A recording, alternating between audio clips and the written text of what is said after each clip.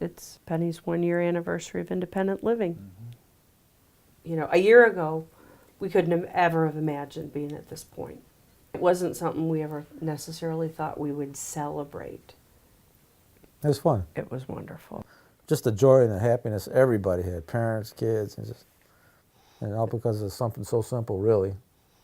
You know, Jeremy standing up and giving a toast and a speech, and Yeah, it's just fun to see how much they've grown. And to know that, you know, he's got his own life. He can do this. He's got it. He can do it. The confidence. Yeah.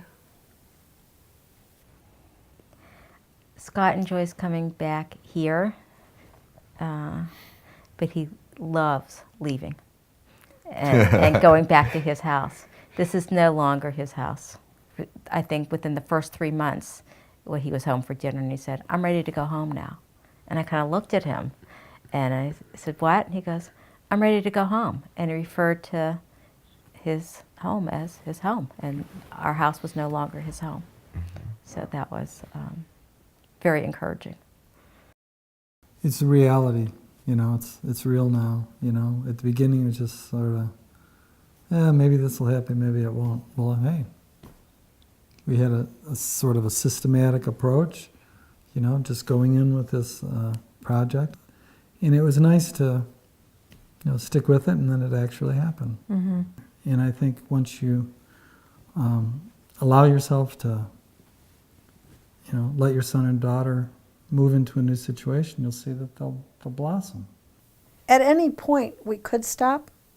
You know, I think if we died tomorrow, they could function really well on the way the house runs. You know, we'd have to get, obviously, another adult to make some decisions and do medications. But there are so many ways in which they can become more in charge of their house and their lives, and we would like to give that to them. I think we have achieved the baseline.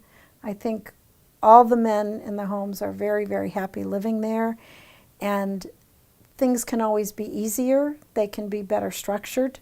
They can be more reliable, but the baseline is solid, and it's a really wonderful thing in their lives.